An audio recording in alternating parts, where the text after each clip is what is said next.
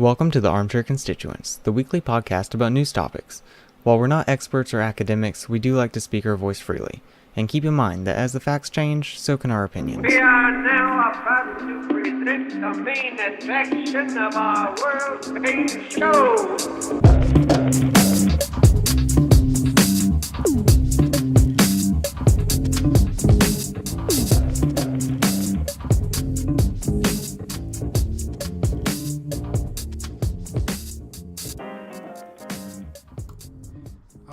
Welcome to episode 10 of the Armchair Constituents.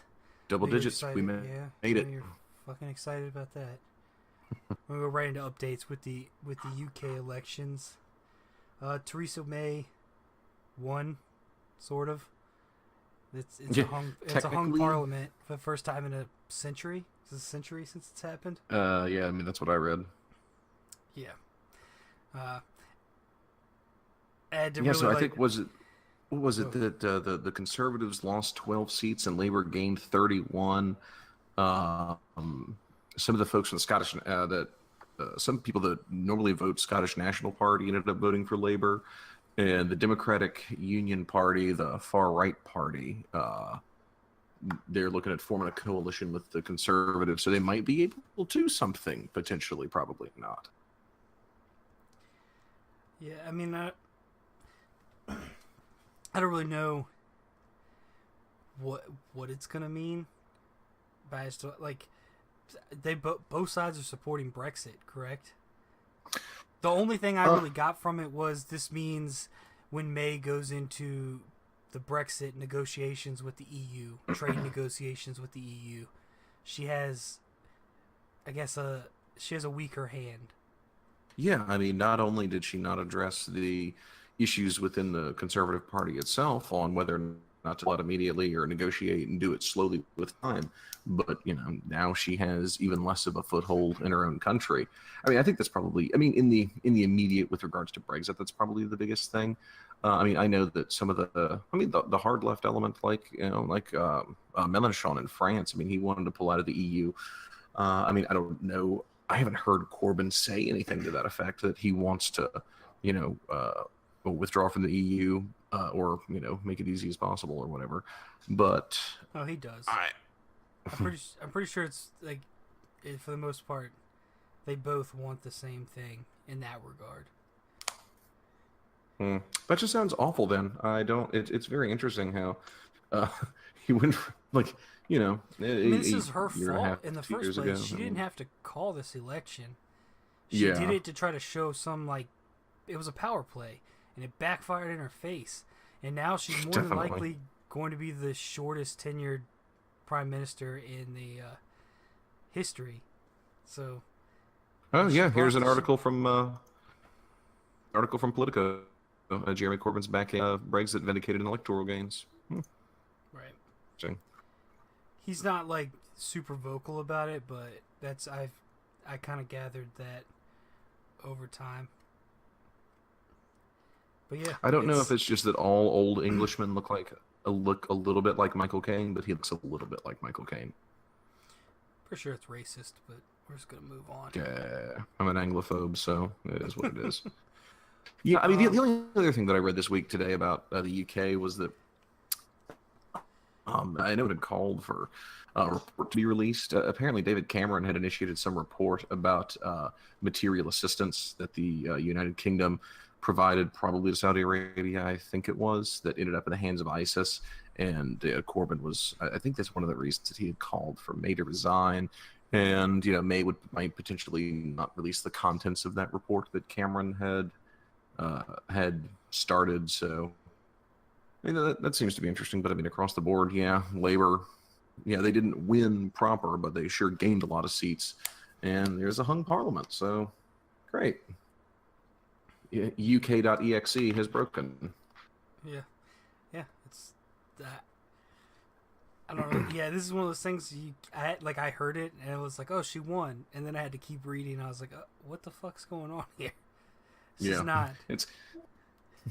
I don't know. As Americans, lost an awful lot for somebody that won. Well, as Americans, when you hear this stuff, you're like, oh, so they just don't have a majority in Parliament. It's a way bigger deal.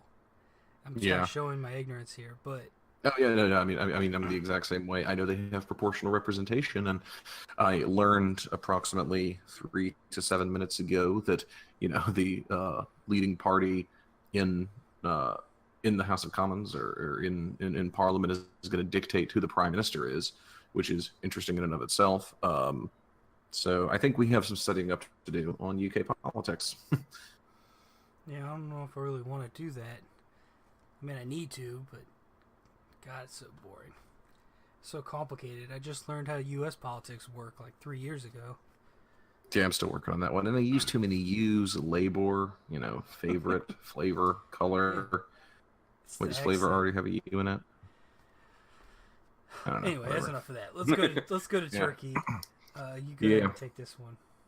Yeah, I mean, just a minor update about Turkey. So that guy that Erdogan likes to blame fomentation of the coup attempt that happened last July. I was actually celebrating my birthday when it happened, so I'm sure that's not a coincidence at all. Fethullah Gulen, he's currently in exile in Pennsylvania, and he's got these schools all over the world. These Gulen schools, somewhat aptly named. And already with some of the schools in Africa and Asia and the Caucasus region, Turkey has basically repatriated these schools. They've taken control of them. In most circumstances, they've just shut them down.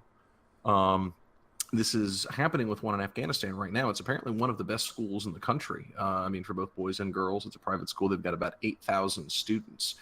And I guess the talk around the geopolitical water cooler is that the vice president of Afghanistan, Abdul Rashid Dostum, it may be potentially brought up on charges for abduction and torture of a political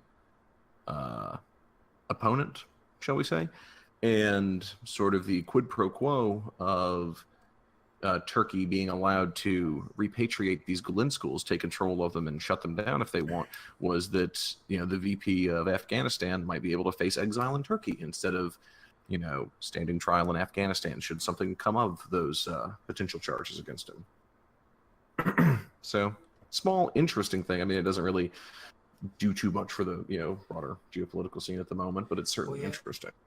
I also read, I believe it was right after the show last week, where Congress is calling for the Erdogan's bodyguards to be brought back on charges. Yeah, that's right. I'm not. Maybe you can explain this to me, but how are they going to do that? I don't know. I mean, the Erdogan and his security personnel. Based off of the complete lack of understanding that I have of diplomatic immunity, I would think have diplomatic immunity from prosecution in circumstances like that. I mean, if Lethal Weapon taught me anything, but they are calling for charges to be brought against them. The only thing I can assume is it's just some way to stop those specific bodyguards from being able to re-enter the country. Yeah, I mean, I think it's also. I don't think it matters whether or not they do anything. What matters is the United States legislative branch are saying we're not tolerating this. This isn't cool. And so long as members of the United States government are going, we're not standing for this, and even though we probably can't do anything about it, we're going to try to do something about it. I think it's important. I mean, I felt good when I read that. I was like, good. Like someone listened at an appropriate time to John McCain. They shouldn't have listened to him during the Comey testimony, just at all. Hey, he was tired from watching Diamondback games. Cut the man some slack. Okay. Yeah. Perry Mason was on pretty late that night too. But yeah, I mean, I don't think they'll actually be able to do anything. But that being said, I'm not an international lawyer, so. I mean, I was excited when I read it. I mean, cool. The White House certainly got enough flack over it, totally justifiably so. Like, hey, do you want to do something? A bunch of, if not American citizens, insofar as they were born here, but currently either green card holders or naturalized American citizens, got assaulted by foreign nationals. Would you like to address this? If not via Twitter, then perhaps through the judicial process. All we have to do is bring someone on Fox and Friends, and it'll get addressed immediately. I think that might require that Fox and Friends admit that the Kurds exist, or that Turkey's complicated, something like that. All right. Well, we can't solve all the world's problems, So Yeah, let's just go like back to the UK and talk about this is like an update towards the comments Theresa May made last week before. She talked about wanting to regulate the internet. You read something on two researchers at King's College. Yeah, it was Peter Neumann and Shiraz Maher, or Mar, Maher. I tried to do that one. Yeah, they're from King's College London, and she had basically Theresa May had come out last week and said that we need to regulate the internet more aggressively. We're too tolerant of extremist ideologies, and the internet is just such a breeding ground for the spreading of this extremist ideology. And these two researchers from King's College London basically came out and said that while the internet is important for the propagation of any type of idea, its refinement, its perversion, its spreading, what is more important is the offline social networks that they have. And I guess that we used to call that real life. But so while the internet is important, it is not what radicalizes people as much or is as vital, but who they engage with outside of the internet. What do they do in their spare time? Where do they live?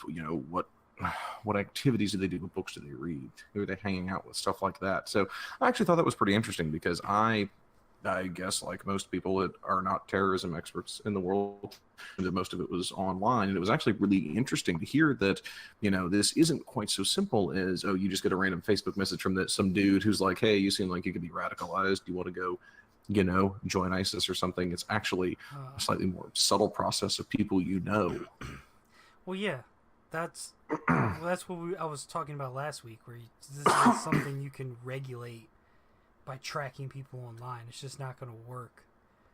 Not unless you're just going to start condemning people for the most minor of things. In hopes of stopping things going from any further, which isn't going to work either. It's just going to further radicalize them. But yeah, I mean, it's I don't like how they call it like offline social networks. I guess they have to say that because social network has its own connotation. It's academic. I'm just picturing people sitting in a coffee shop, like, putting pieces of paper that say like or poke on it. I'm having a hashtag worst day, like frowny face emoji. No, I mean, I think it's, like I said, I think the research is really interesting, but kind of talking about the regulation of the internet, I can't remember if you and I had the conversation or if I was just listening to it on one of the podcasts, but it seems like, aside from the fact that I don't like regulation of any type of means of communication or things like that, generally those bother me. It sounds like a really cool thing to do, and it sounds like a very populistic thing to do. Oh, look, here's a really easy answer, super complicated issue.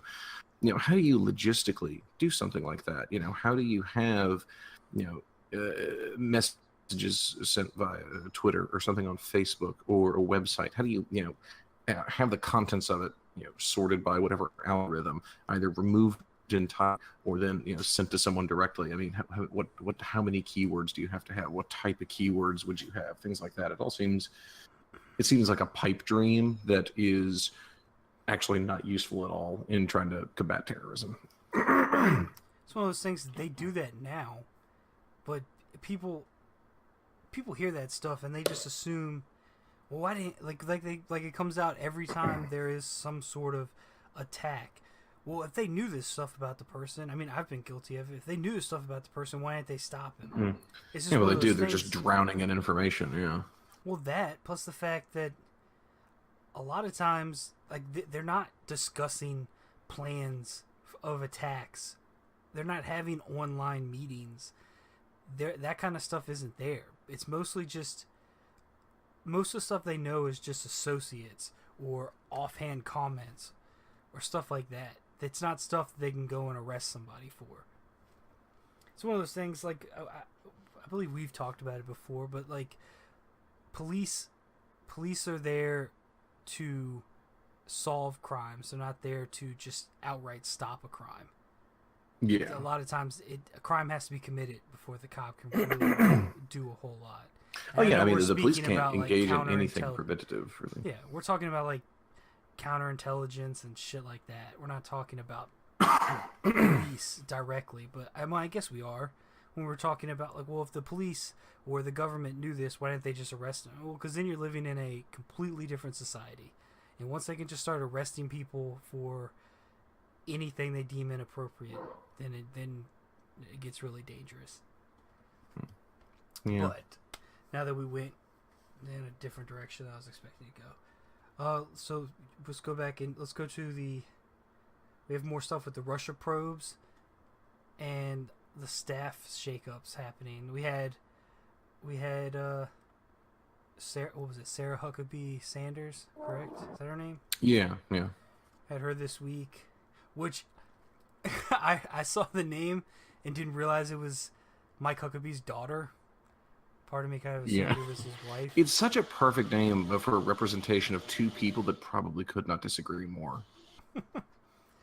Which I don't know, I just saw little things. I saw something about a tweet she posted saying, it doesn't matter, but she claimed her 3-year-old got a hold of her phone. I don't know if you. Oh yeah, well, the hashtags didn't mean to, or something like that. Yeah, there's a subreddit for that. But the big thing is the big thing we have is Jeff Sessions alluding to resigning.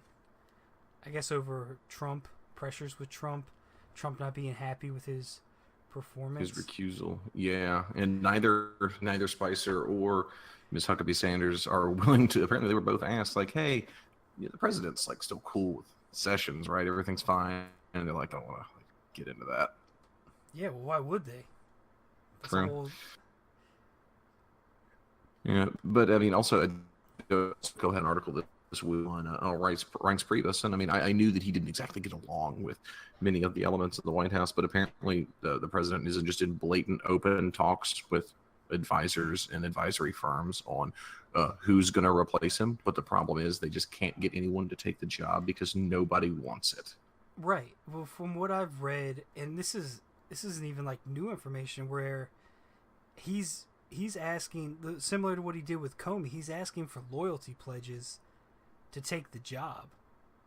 I've heard that quite a few times, and that's the reason why he's having so much trouble announcing and nominating candidates for these ambassadorships and jobs in the Pentagon and whatnot. He wants his pledge of loyalty before he'll offer them the job, and it's just not happening.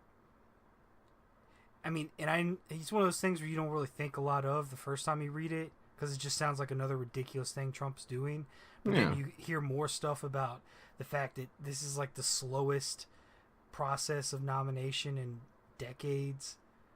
It's the obstructionist Democrats, though. That's what we have to remember. Right. I mean, he's nominated like 11 ambassadors or something, but it's the Democrats that are doing it. He's only appointed like less than 60 people. But the ambassador to like Botswana was really quick with his loyalty oath. He's like, "Look, I'm so low on the totem pole. I'm just gonna get in, do my time, make a little bit of money, get out." Yeah. Well, I mean, with all this stuff going on with the investigation into the campaign and talks of impeachment, nobody should be pledging loyalty to the president like that.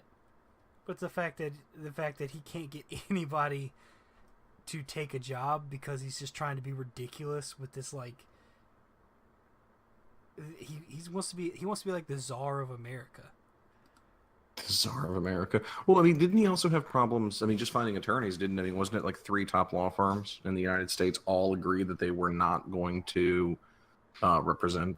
Why would you want to represent somebody? Part of representing somebody is like they have to be willing to take your advice. You're their legal counsel. When you tell somebody, "Hey, don't comment on this," and then he goes and tweets on it 10 minutes later, or "This is our story," and then he goes and tweets the complete opposite the next morning, why the fuck would you waste your time? Yeah.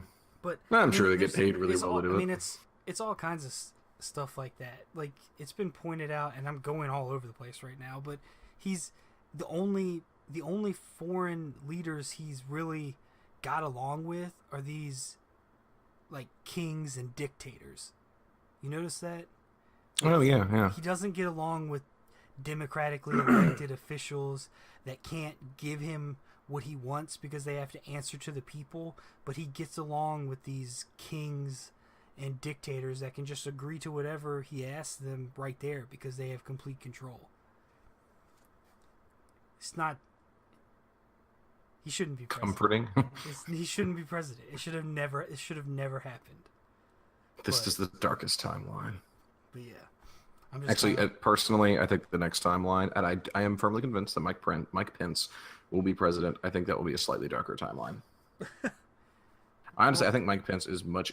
I think I've said it plenty of times on here before. I think Trump is a very intelligent guy, and I think he is smart enough to know what to say and what not to say in certain circumstances. But he's just so ego-driven that he will shoot his mouth off in public. I think privately, like the conversations that he had with, Comey, he can be very picky about his language occasionally, but I think that he is so bumbling in so many regards that's what's gotten people all fired up. And I do think we will have President Pence, and I think it'll be infinitely worse. I think he was intelligent at a point in time in his life. I don't think he is anymore.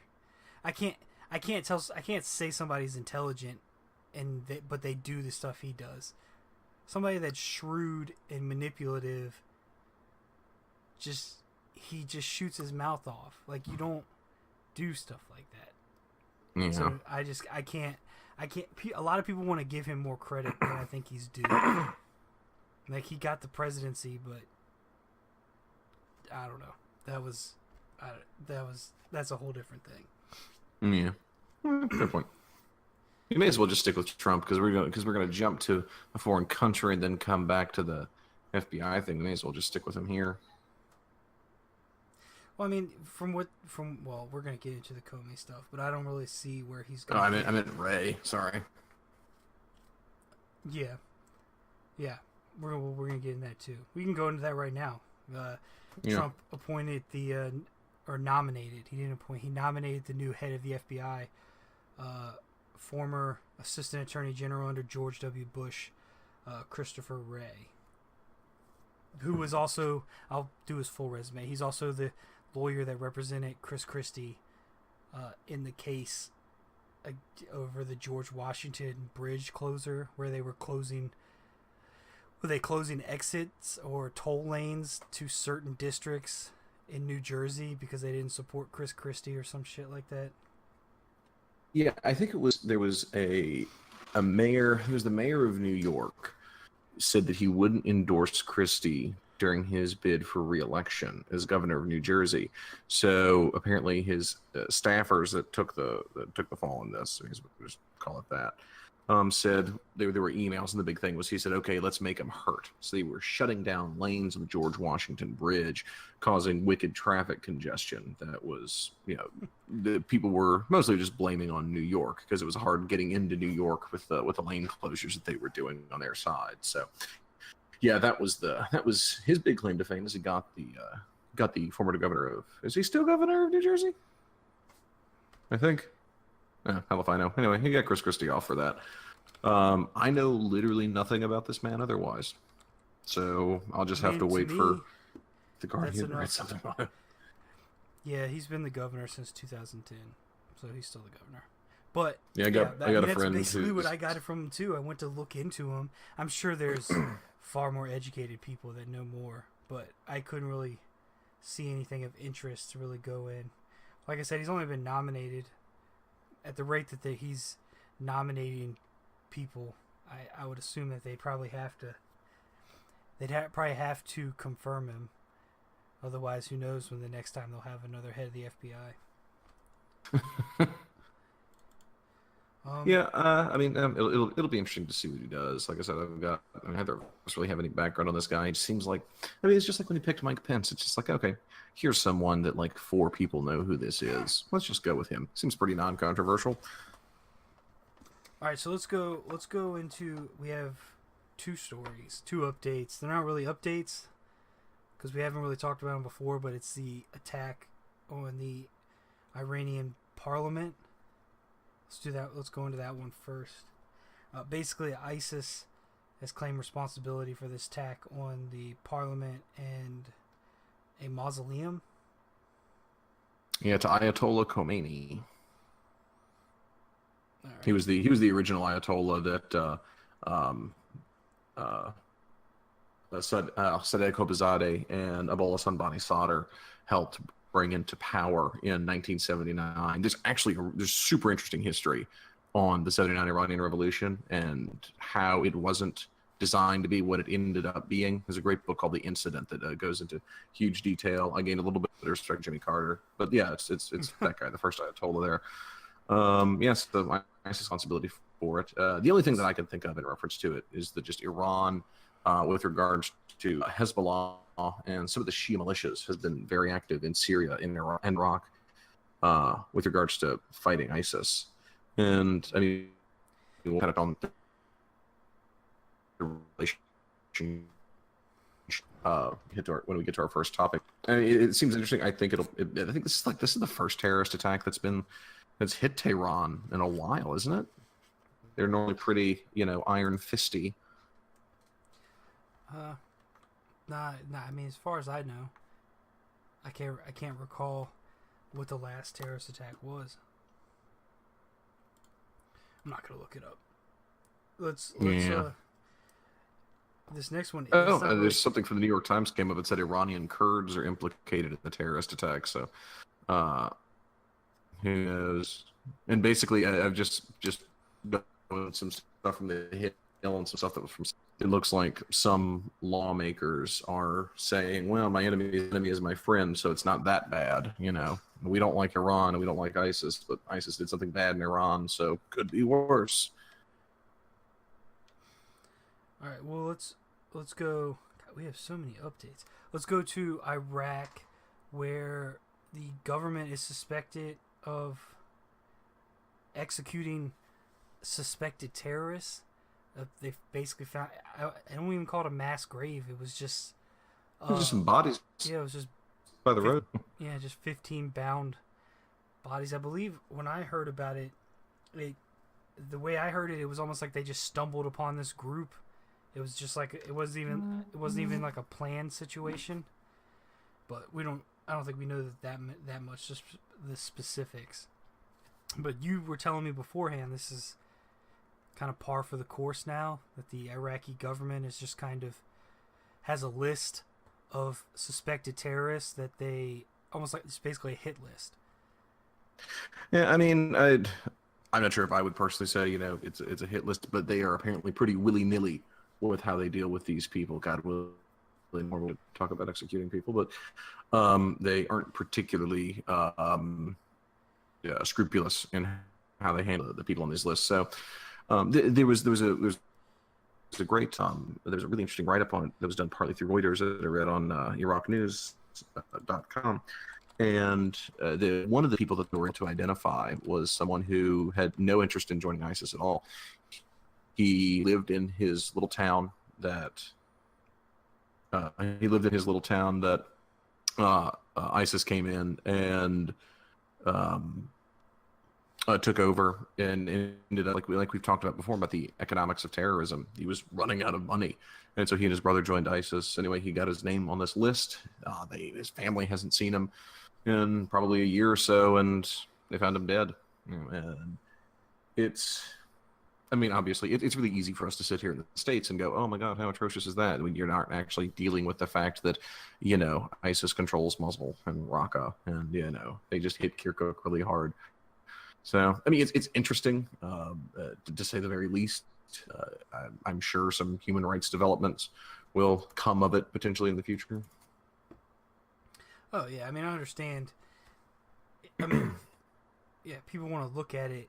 I won't even say most people, but there's probably a lot of people that will look at it as just on the human rights violation aspect of it. But if you catch people, I don't know. It's hard to say. It would have to be something, because the way it's framed, it just sounds like it just sounds like speculation. Like they presume these people are terrorists, but I don't know. It'd be Yeah, hard. It'd be hard to be in the middle of it and to try to be level-headed in a situation like that. yeah, I mean, martial law exists. We have those things like martial law written into our Constitution for a reason.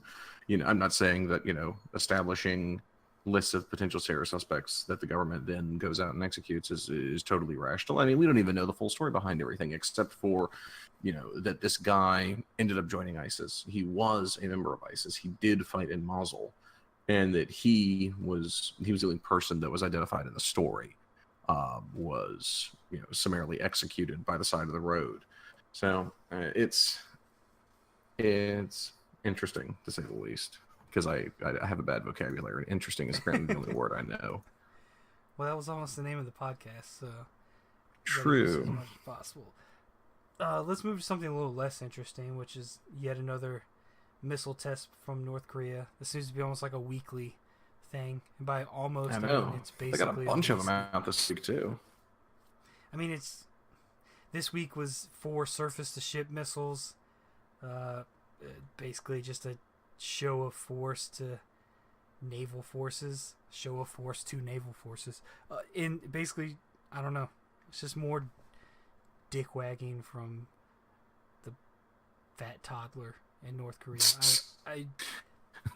It's hard to really even. I mean, this is one of those You things hit a like point when where you sit just get down- kind of numb to it. You're like, oh, he did it again. That's neat. Yeah, and that's dangerous too, because at some point, if he does have this nuclear capability and this capability to launch a missile that can get anywhere, I don't even say the West Coast. If it can get anywhere, like what if Any of our bases in Japan or South Korea? I'm sitting here like letting my paranoia take over. But it's one of those things like, what if that's like what he's doing? He's just seeing how it's like slow creep. Yeah, just seeing how much he can get away with and then shooting off. I still try to stick to my guns and believe that nobody's stupid enough to actually shoot a nuke off and think that they're not going to be immediately destroyed. But I don't know if you haven't seen it, and I mean North Korea is always this really interesting circumstance. I had this article, I think it was The Guardian of the day, that was like, stop calling North Korea crazy, kind of like, you're ignoring, you're kind of illegally, I say, you're completely cutting out. Engaging such weird stuff. I'm cutting in and out. Yeah, it's not even like in and out. It's like your voice just goes away for 2-3 seconds at a time. That's not comforting. Oh well, we'll just keep running with it. It was a great documentary called Under the Sun. It was an inadvertent study in how Korea does propaganda and the crazy things that these people believe. And I just use crazy in a colloquial sense. In one level, it's comical because of how over the top and how just in your face you are, and the things that we know that are patently false in the Western world. But at the same time, it's also terrifying that there's a society out there that thinks the things that they're doing are perfectly rational, perfectly acceptable behavior, and these are the things that they're supposed to do. Well, yeah, I've seen it. I watched it. It hasn't been long since I've watched it, but yeah. But I mean, the real thing I got from it was, I mean, the government thinks that that's okay. The rest of them the rest of the people, the actual citizens, come off for the most part as if they're playing a game, like a pretty scary game, because it's play the game or you die. But I don't think this is what I'm supposed to do. I think it's one of those things, like, it would be hard for them to integrate back into how most of the rest of the world lives, or how their southern counterparts live. But I don't think that they're as eager to stay in that society anymore. That's the best way I can describe it. I don't know if you know what I'm even saying, but the way it came off to me is it was like they're scared. I don't know that they're necessarily all in it anymore. I think what I got from it was, I don't think I would hesitate to use the word scared. I think if they're scared of anything, they're scared of external powers that they would call imperial.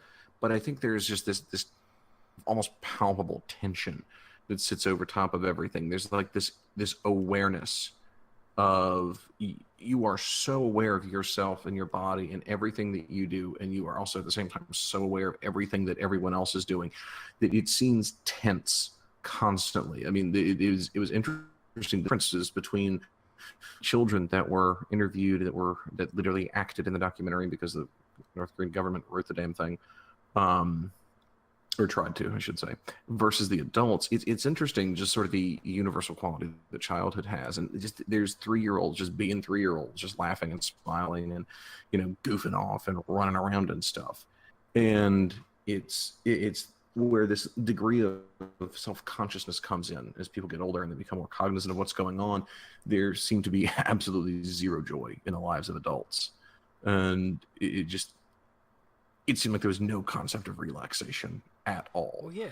Well, they talk about it in the documentary that, like, the documentary, it's all fake. Like, they make it seem like they go home at the end of the day, when in reality... Eat kimchi. Yeah, in reality, most of them live at work. They never get to go home. I would assume they don't have a home. They just live in the factory. It's... Yeah. I don't know. It's hard for me to fathom that people would be... I believe that the military is indoctrined enough to fight to the last man, but I don't know that the people are that. I mean, if you lived like that, no matter where you're from, if you lived like that day in and day out, I just can't imagine that you would be but so loyal, other than out of fear, because you've watched your friends disappear when they decide to speak out. Yeah. My kind of close thought on it, just as an easy analogy, is like an abusive relationship. I mean, one of the things that's consistently said and noted about abusive relationships is that people will return to them because it's the only thing that they know. And that's my thought with it. I'm sure that if and when something occurs in North Korea, I think it's just a logical inevitability that if it's not in the next few years, sometime within the next 20 or 30, or until a few billion years down the line when the sun explodes and wipes out the known universe, that there will be people that defect. But I think there'll be a lot of people that for them it's the life that they know. This is what they've grown up with, and whether or not North Korea is viewed as crazy or totalitarian from the external world, any country can creep towards totalitarianism, towards authoritarianism. But if the creep is slow enough, you just become used to it and you think it's totally normal with time, and you'll defend it because it's the only thing you know. I mean, just I guess my 2 cents on that. All right, let's move off of Korea and let's go back to Venezuela, which is, I'm sure you've heard us talk about this multiple times. They're entering their 3rd month of riots. I almost called it demonstrations, but let's call it what it is. It's a riot.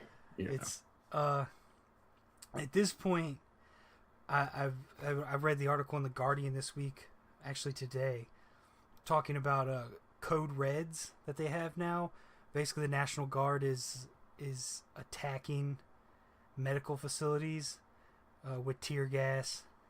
I just read tear gas. They're attacking it with tear gas while they're trying to aid these rioters, these demonstrators. We had this week General Vladimir Lopez, the Minister of Defense, tell his troops to stop mistreating demonstrators. Whether this was a real order or not, the troops aren't listening. The National Guard's not listening. So either they have no control over them or they're just trying to save face. Like, I don't know. But the whole thing, we actually read into it, the stuff they're doing, rubber bullets, shooting ball bearings, and using canisters of tear gas as projectile weapons instead of just aerosols. Crowd control. Yeah, they're not being used anymore. They're shooting that at people. They've killed a few people by hitting them in the head. Yeah, there was. That happened at the Gezi Park protests in Turkey. Guy got hit in the head with a tear gas canister fired from some ways away. Those things don't move slowly, and they are not light. No, you see the pictures. Like, from what I was reading, the hospitals. The hospitals are overwhelmed, and once the sun sets outside, I don't know why I said outside, but once the sun sets, everything ramps up, and they just can't handle it. And then on top of that, now the National Guard has begun attacks on these hospitals. I guess to add insult to injury, they've already put you in the hospital. Now they're going to attack you in the hospital. I only thought about the night. Actually, in my senior thesis, I used some sections on anonymity. Night breeds the idea of anonymity, so you're more likely to engage in risky behavior that's not what you would normally do if it's night. I mean, you can still be in a lighted street at night, but just the fact that it's night alone increases the likelihood of you doing weird stuff. So probably has nothing to do with it necessarily, but an interesting point. Kramer. Dangerous things happen at night. I'll quote you. I don't leave my house except to go to work, buy groceries. All right, so we're about 40 minutes in. Let's move into the topics. Yeah, we really need to streamline our updates. Good God. The updates were the bulk of the entire podcast. Yeah. Let's get into the Comey testimony this week. What little we actually got out of the political Super Bowl that it was touted to be. Yeah, I've got no notes on this. I'm just gonna kind of wing it from what I read. I mean, and from what what I remember. saw, I mean there was things said, but not a whole lot. The biggest thing that came from it was the allegation that John McCain might have dementia. Yeah, I think he probably has. I was going to make that joke, and I did not tell you that I was going to make that joke on purpose, you son of a bitch. Oh, my God. I was just... I wasn't making a joke. Low-hanging fruit. Really wasn't making a joke. I just was alluding to the fact that there's a chance that the senator might have a disease. Jesus, yeah. Aside from calling President Trump President Comey, and then continuing to refer to several other people, including former Secretary of State Clinton as Secretary of State Comey, he kept going on about the emails. He was like, I just don't get how you can drop a case on Hillary Clinton but keep one on President Trump open. And he's like, well, they were actually on different issues. One was about the use of a personal private email server for classified government emails, and the other is about the Russian intrusion in the election. He's like, I just think there's a conflict of interest, but I get it. I don't want to get into it. And then he kept talking about it. He was exhausted from watching the Diamondbacks play. That's all it was. He's definitely... They were calling him senile. I think that's just the polite way to say it. Yeah. Yeah, I mean, with regards to the actual sort of meat of the Comey testimony, remember you and I talked last week, and we're like, what do we expect? And I know that I got exactly what I expected. I will say, it was refreshing to hear some of his answers. Is there any doubt in your mind that Russia interfered in our election? No doubt whatsoever. 100% they interfered. You know, it was good to hear those things. And some interesting things. At this point, does anybody actually... I'm sure there's people... I was getting ready to say, does anybody actually think that didn't happen? But I call myself... Every single person at the rally point, probably. Yeah, but I mean, the thing is, when you watch all these other elections going on and the tampering going on there, how can you really argue that you don't think it happened here? Go ahead. Yeah. No. I agree 100%. But I mean, it was good to hear it. I mean, he did beat around the bush on some of the questions. I mean, it was interesting that they asked him, why didn't you alert Attorney General Sessions over this? He said, I can't tell you that in open forum. There were some questions that I hope one day we will eventually be able to know what was said in the secret testimony or in the closed hearing. But it was across the board. It was what I expected. We learned that I shouldn't say we learned. Our belief that Trump is a bad person was reaffirmed. He was called a liar by former Director Comey. We learned that nobody that Jim Comey doesn't him, but legally. The crux of it was the president saying, "Oh, I hope that you can find your way to letting this go." And apparently, somebody on Reddit found 3 cases where obstruction of justice was convicted of it for saying that they hope something happens. So there's that. But it was exactly what I expected. Very few straightforward answers. A lot of, well, yeah, but, and well, kind of, and I can't answer that. Yeah, I mean that's essentially, we'll never hear what was in that secret secret meeting. That won't happen. Yeah, everybody was so went about it. I mean, I sat and fortunately I was doing stuff that I could do at work while I could listen to that. So I listened to the whole thing, or like 90% of it. And I mean, it was interesting to hear. Some of the questions were, strange though, especially John McCain's section. Everybody got. I don't know what people expected from it. I don't know if they expected some sort of massive revelation.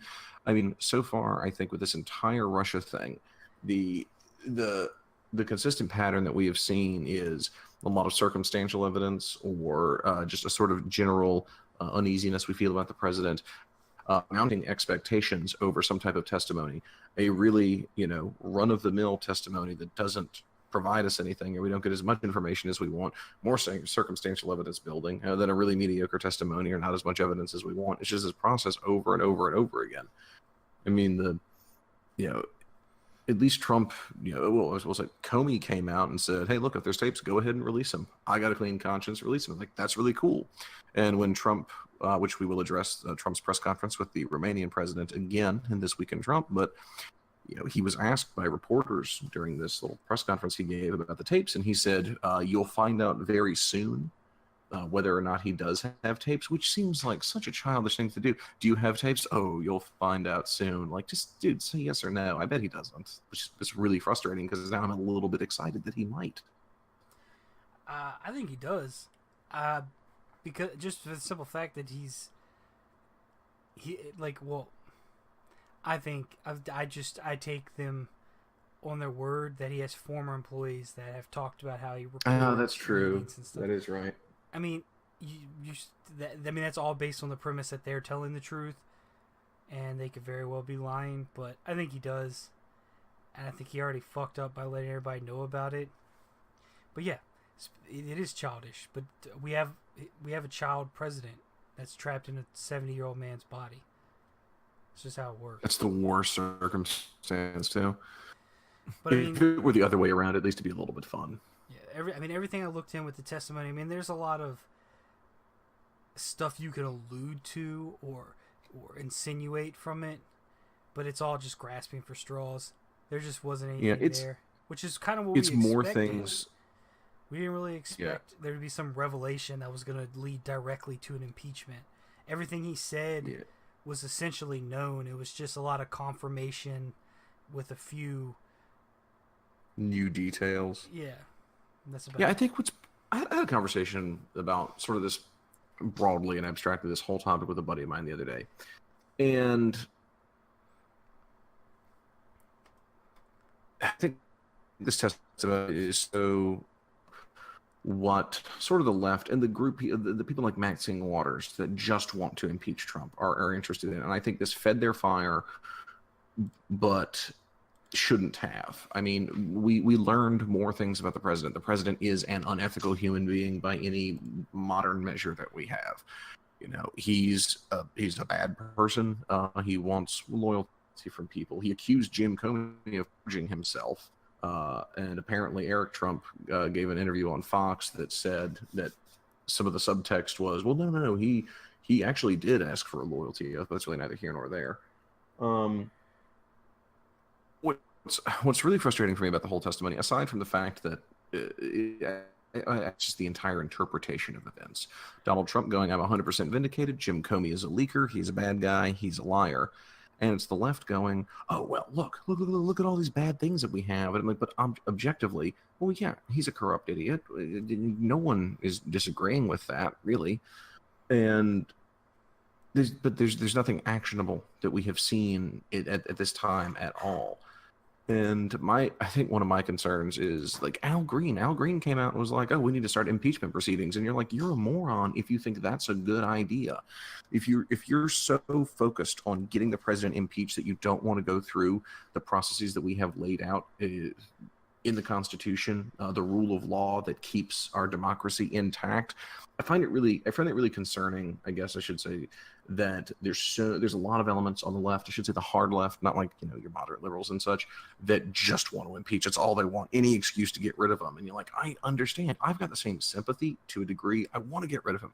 I don't like him. I don't like what's coming up the pipe after him, but I don't like him, and I get that instinctive feeling. But if you go around using anything you can, violating the rule of law that, makes us a democracy, then it's a start down a dark road where everything is an exception. Everything requires special circumstances and actions, and we'll just, upend everything and fuck it. I mean, people like Al Green, that's just his soapbox. I don't think any of them legitimately believe that they're going to be able to impeach Trump. I mean, there's a Republican majority. They're not going to get the votes to do this. Something actually has to happen for this to go through. So I'd be excited if he did give testimony, because he said that he would give testimony, and that'd be really cool. I'd take the day off to watch that. That was, yeah, that would be interesting, but it's just kind of embarrassing. I'd like to keep Trump off TV as much as possible. Maybe have a private meeting. I don't know. I do want to say, because this topic is so much what we expected it to be, and sort of a non-issue. If you're looking at now, I know that we talked about it beforehand, but I did want to bring up the fact that I got to see my first bit of fake news happen, and it was so fascinating and it was so cool.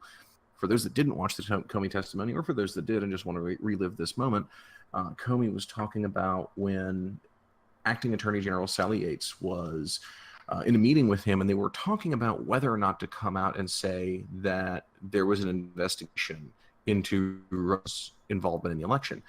And he said, well, I think that we should come out and call it an investigation. And Sally Yates said, no, I don't want to call it an investigation. It gives the wrong impression, because apparently investigation is a very jargony term for the FBI. And she's like, I'm not comfortable with that at all to matter.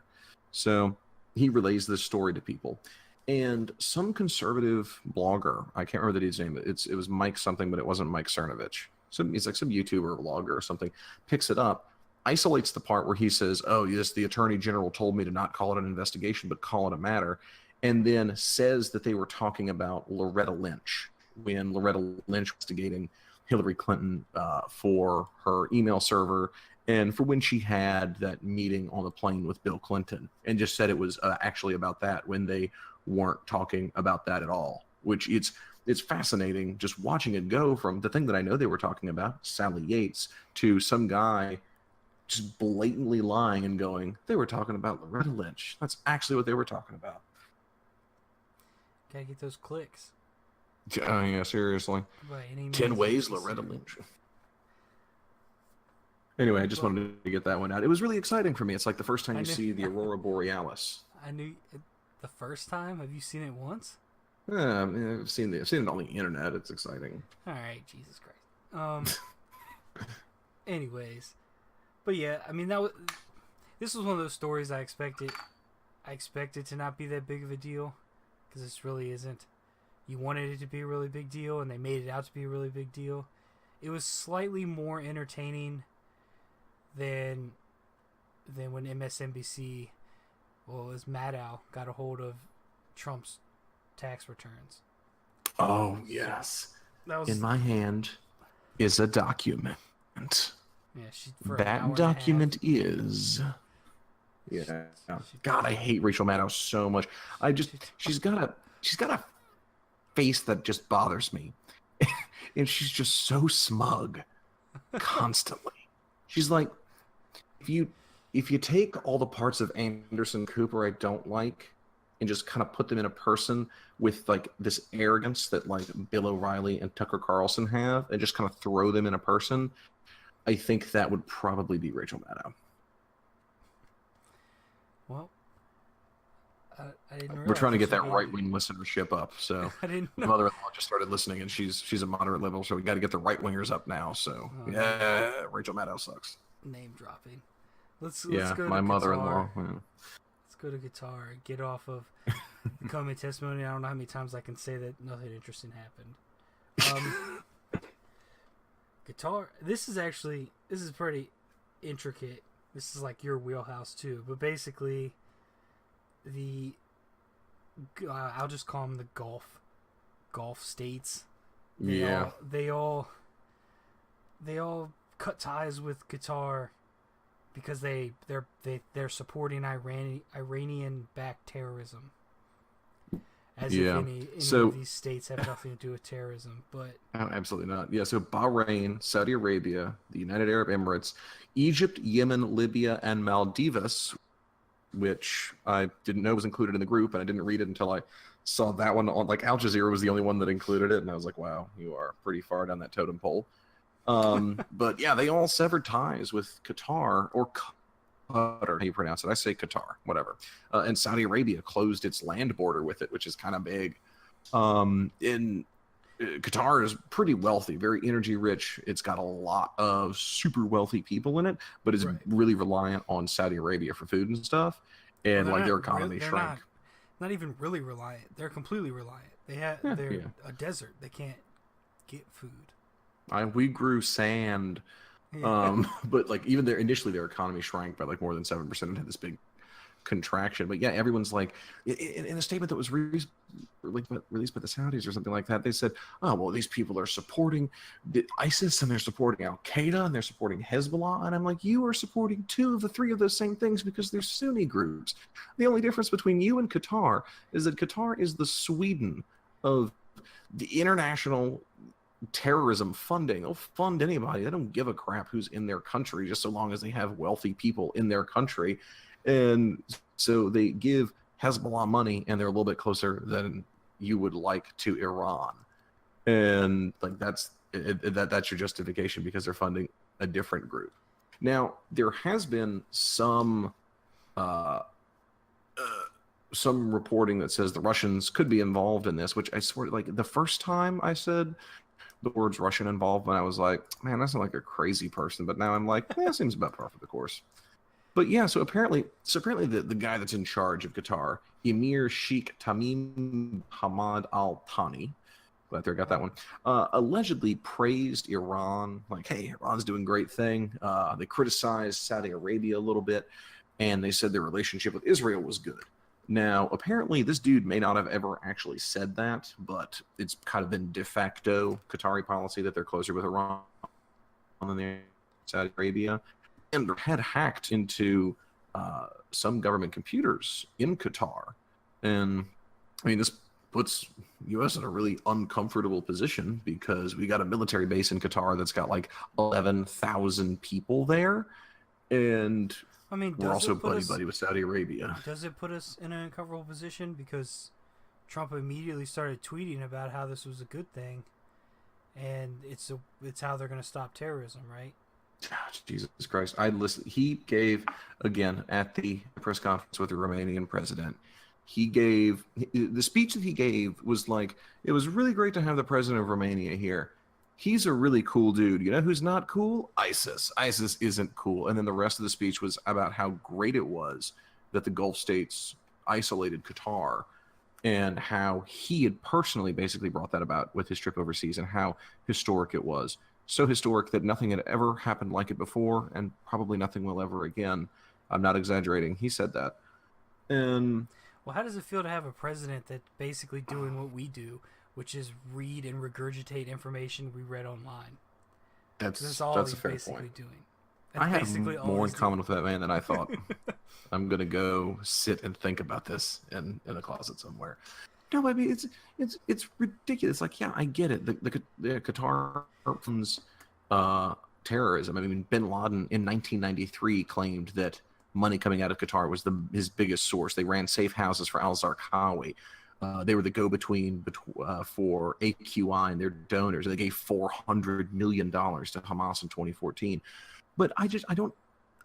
Maybe we're playing realpolitik. We're going, okay, 85 to 90% of Muslims across the world are Sunni. Saudi Arabia is the biggest power next to Iran. There's more people that are on Saudi Arabia's good side that want them to win than they want Iran to win. Yeah, sure. Why not? We'll just help the Saudis, and they can keep their proxy war in Yemen going, which is people constantly.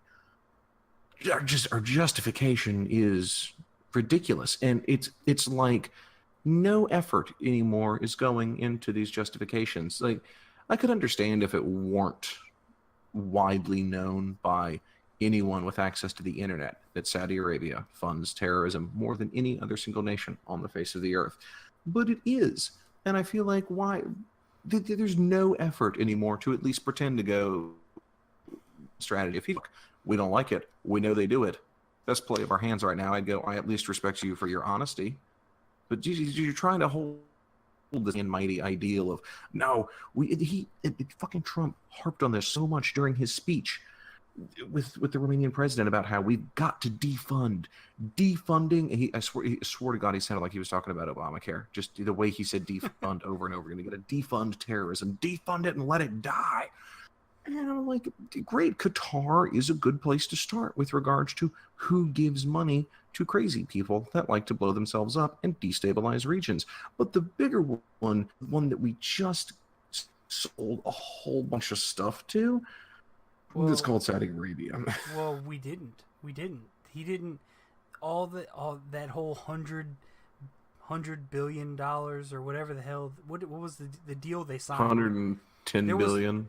Yeah, there was no deal. There's just interests, talks of interest, and handshakes. Nothing has been signed to be submitted to Congress.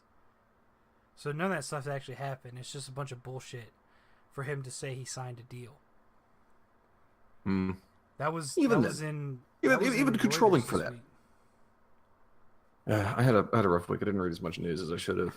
But I mean, even controlling for that, I think the justification is still absurd. Even if we don't even if we don't sell them this, they're still one of the wealthiest nations on the face of the earth, and they fund more terrorism than anybody. I mean, the thing is too, like, as ridiculous as it is, Trump's not the only one that's sold to them.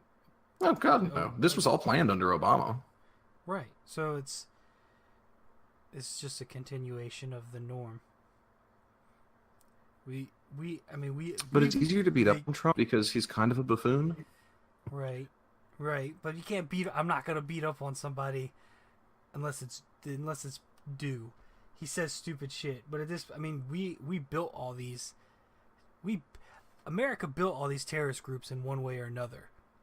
You can follow the points of contact all the way back, and it pretty much all leads to something we did at some point in time. So, yeah. But these deals that we keep doing with these countries that are known to be funding terrorism, and then we go, but we have to fight it.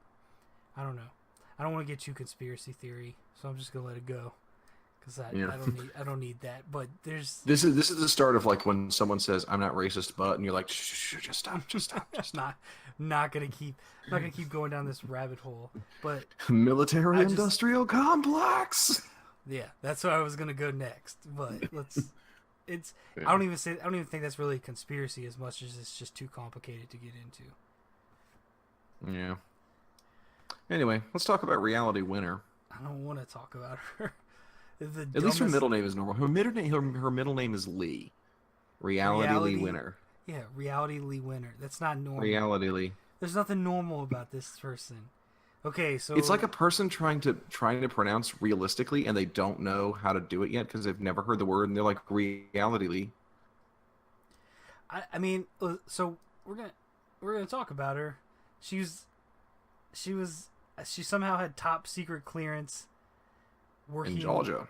A local election official in Augusta, Georgia, who printed out details of a Russian intelligence cyber attack and leaked it to the media, and now she's been arrested. But apparently also an interesting commentary on this is The Intercept and the fact that the NSA was able to, they know who's printing what. And so she had printed off a physical copy of this report indicating the slightly more extensive nature of Russian efforts to destabilize U.S. elections than were initially thought, mails it to The Intercept. The Intercept fucking reaches out to the NSA for comment. And they're like, hey, we got this report from one of your contractors. You got comment? And they're like, what the hell are you talking about? And they sent him a scan of the document, and they were like, Reality Lee printed this out. And so they arrested her. Part of me, I'm generally, I've had a lot of conversations with with friends of mine about leakers. I'm generally very sympathetic to leakers. Snowden, Assange, despite the fact that he seems like a massive asshole. The guy that I always want to say his name is Karakau, but I know it's not Karakau. Whoever the guy was that busted or that opened up about enhanced interrogation and waterboarding and stuff like that. But this one, I get why they might want to keep it secret. I mean, it's an ongoing investigation in interference in the United States. A buddy of I mean, I'm sure that Russia knows we know. I mean, that we're not stupid. So part of me is like, all right, yeah, he leaked it. They know we know. Yeah, everyone's just kind of playing catch up. But at the same time, I was like, okay, it's an on-running investigation. I don't know. I don't quite know how I feel about this one, honestly. I mean, I don't either. But it's one of those things. She leaked it, assuming she would have some kind of source protection, and obviously that didn't work out for her. Yeah. So she's got to pay the consequences. Yeah. I mean, I guess this kind of touches on the nature of leaking as a whole, and I understand both sides. I'm generally pro leaking. I think there is a gross overclassification of documents in the government that are secret or top secret. I think too many things get classified as such. And so when people leak things that shouldn't be labeled as classified to begin with, and then they get tried under the Espionage Act or something, it's a little over the top. I mean, Barack Obama charged 13 people under the Espionage Act. I think it was 13. It's 8 or 13, I can't remember. But it is more than every other U.S. president combined. He paid all this lip service to leaker protections. If you see something, say something. We see that on the side of buses and mail bins everywhere. But when that's done, no one is afforded any protections. In fact, they're sent to prison for a really long time. I get kind of the difficulty with leaking, which is when you're leaking information, it's hard to know the unintended consequences. And I think one of the biggest criticisms of Snowden or Julian Assange leaks, like we've said on here before, is they can potentially get people hurt. You don't know what you're leaking, how it can affect things in the long run. So I kind of get their argument for it, but I just think too many things are overly classified. Well, yeah, I mean, you touched on it right there. Like, we know now that they really weren't going to do anything with the information. Like, they more than likely knew that there was something going on with with Russian tampering. They didn't do anything. Whether they were hoping to catch some of these hackers or something of that sort, but this is one of those things that they're just going to go after anybody that leaks anything. Yeah. Like I said, this doesn't seem to be stopping anybody. I mean, half the White House employees are all leakers, and they're going to leak anything and everything they can get their hands on until they're no longer employed at the White House. Jim Comey, that dirty leaker. Also, kind of, I guess, it's related to leakers, but it's something I know that you and I haven't talked about before, but I was having a conversation about it last night with a friend of mine. What do you make of Chelsea Manning's pardon? What's your thought on that? I don't know. I don't see any problem with her being pardoned. I've read the stuff that she was forced to endure while in captivity, being kept in a fully lit room, basically the AC cranked up with next to no clothes. I think she served her time in fairly inhumane conditions. I side with you on that. I think the only criticism I will have of Chelsea Manning's pardon isn't with Chelsea, it is with Barack Obama himself. I think Barack Obama picked a safe, easy person to pardon that made him look good. It was politically expedient for him to pardon Chelsea Manning because he was under so much pressure.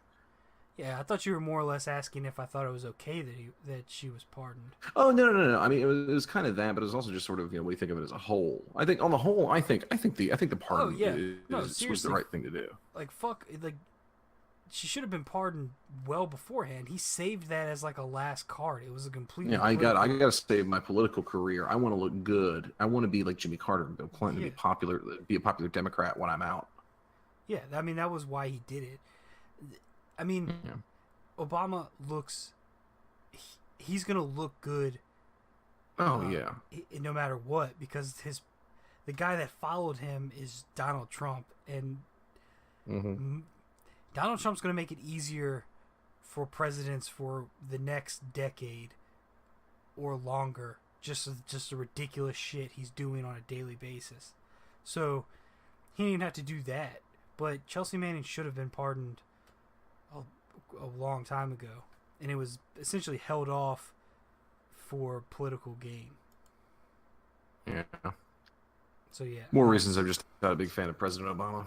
I think we need James Cameron to come and raise the bar. It's so low right now. Let's move into That's the body this week. That was the meat, right? right. Well, I mean, we're like over an hour into this. Oh, okay. All right. I was hoping to get to bed early. I'm kidding. I'm still gonna be in bed early. All right. So the first thing we got is Trump deletes his remarks referring to the NATO speech, or reaffirming NATO in his speech. I don't know why I read that like completely incorrectly. Yeah, he refused to so apparently in a draft of the speech that he gave when he was on his little Trump around the world tour, I think H.R. McMaster had worked on him with it, and in the speech he was like, I pledge to adhere to Article 5, and then he just deleted it. I will say he did reaffirm it in a press conference he had on Friday with the Romanian president. But it's interesting that he just went out of his way to delete that, to not reaffirm it. I'm sure he took a lot of cajoling for that. So next we have basically Trump is planning on removing Priebus. That's basically it. I mean, we kind of touched on it at the start. Yeah, he's just kind of running his mouth about it. It's more or less like a countdown to when that's going to happen. This just kind of goes along with his whole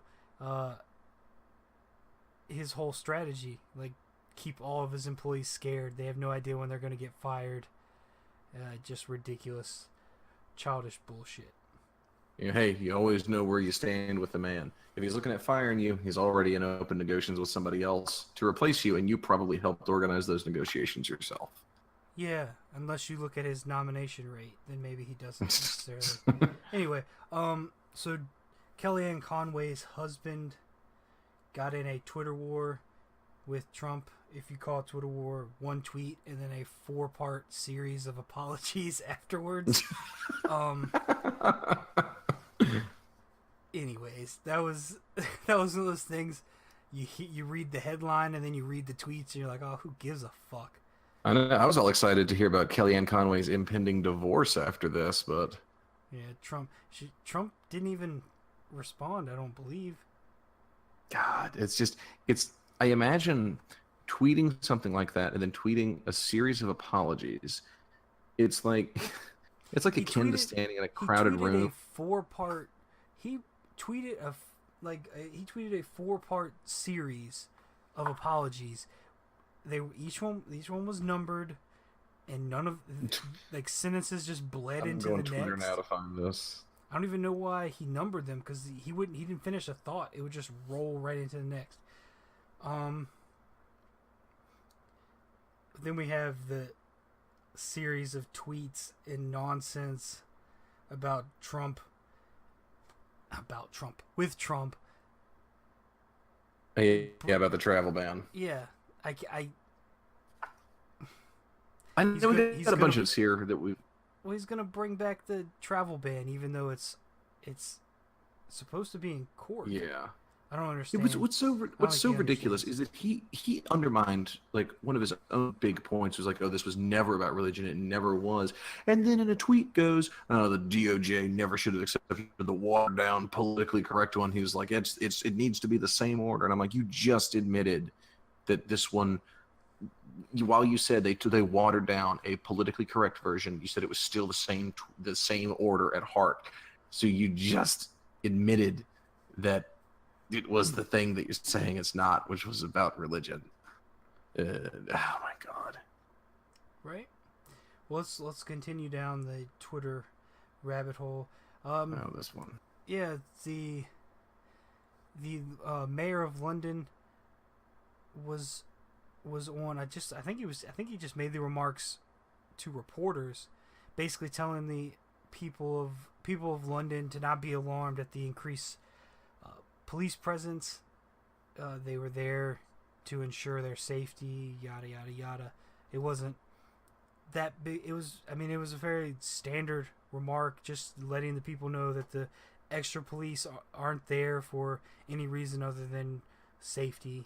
Of course, our president decided to attack him, taking his quote completely out of context and trying to make it seem as if the mayor of London was saying you shouldn't be alarmed by terrorist attacks. It's okay.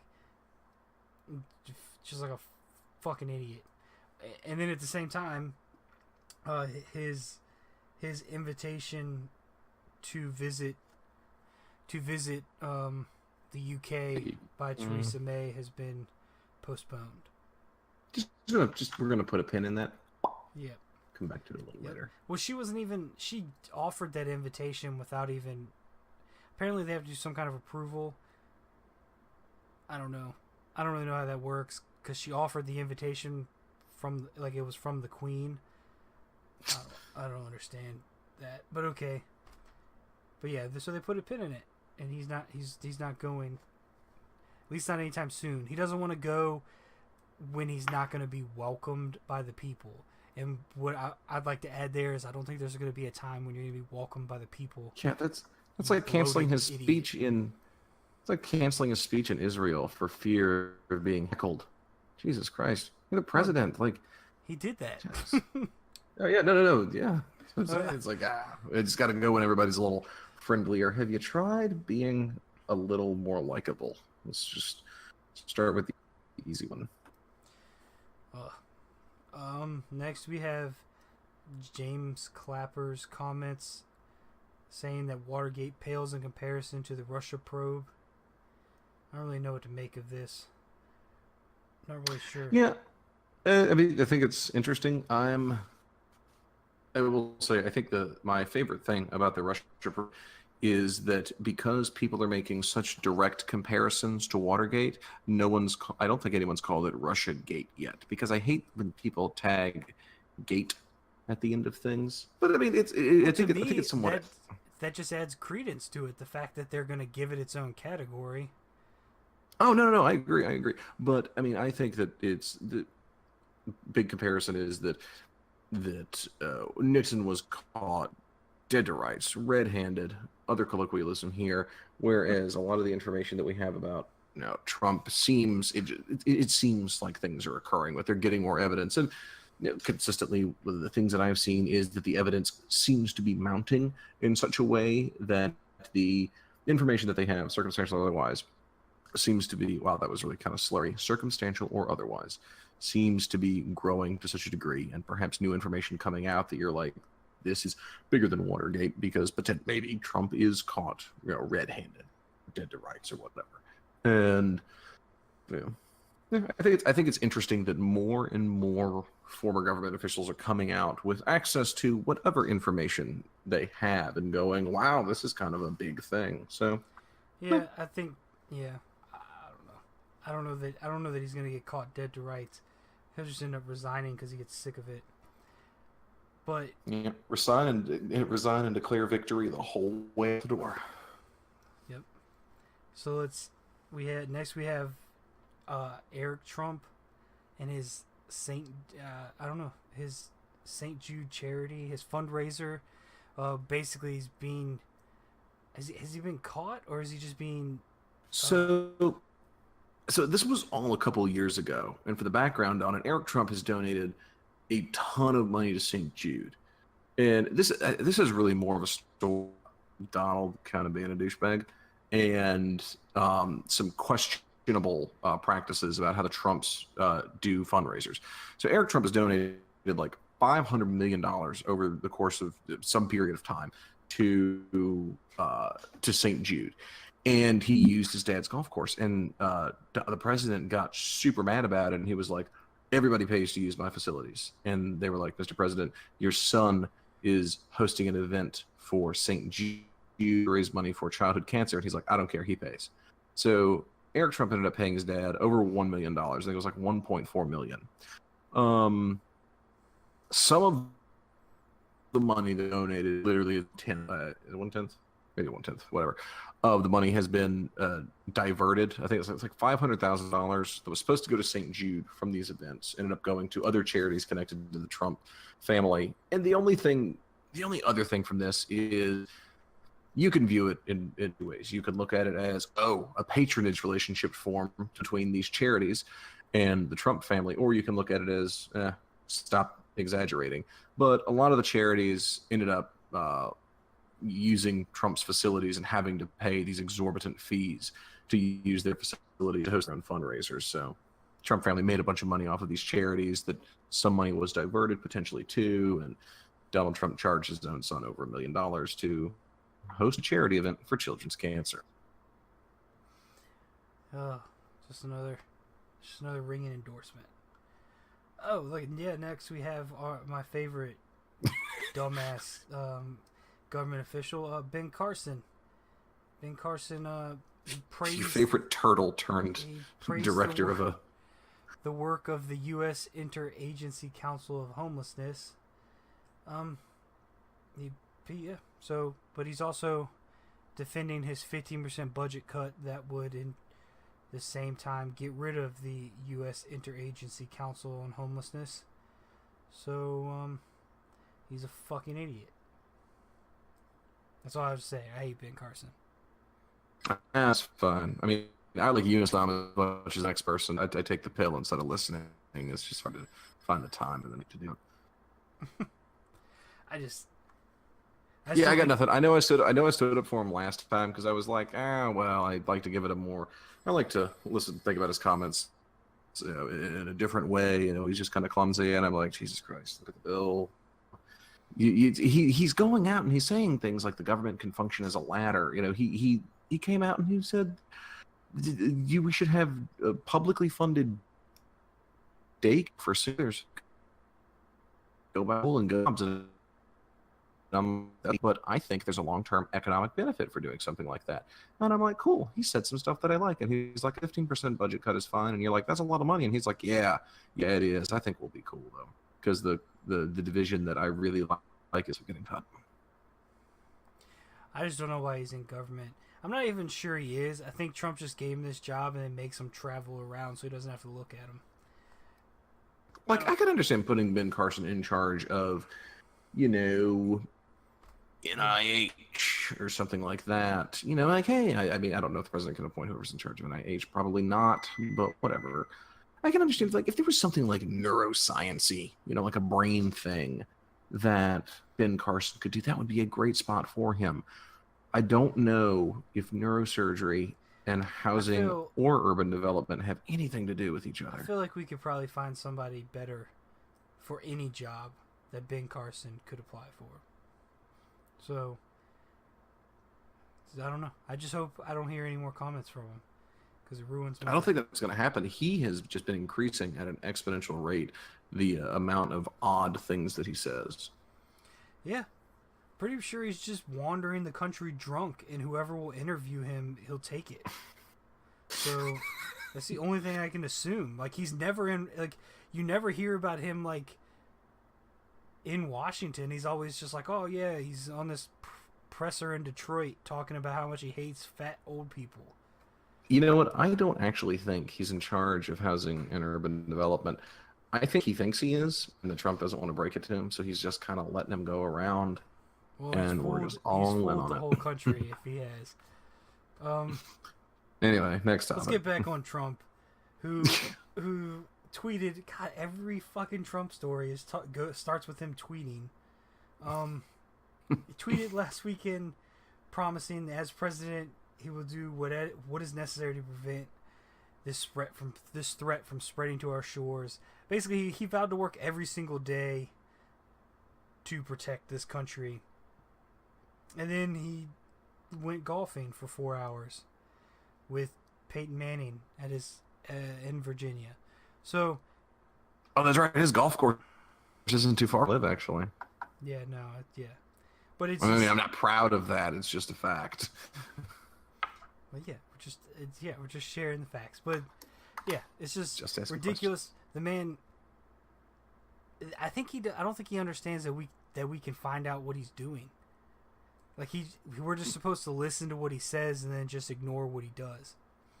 But I mean, I said I'm working on it. Yeah, he's gonna work every single day, but right now he needs to golf so that he can have the energy to work on it. I mean, hey, it's not easy staying up watching those Diamondback games. He's not watching Diamondback games. He's watching Fox and Friends reruns. They talked about me last week. I need to watch this one. And here we go again.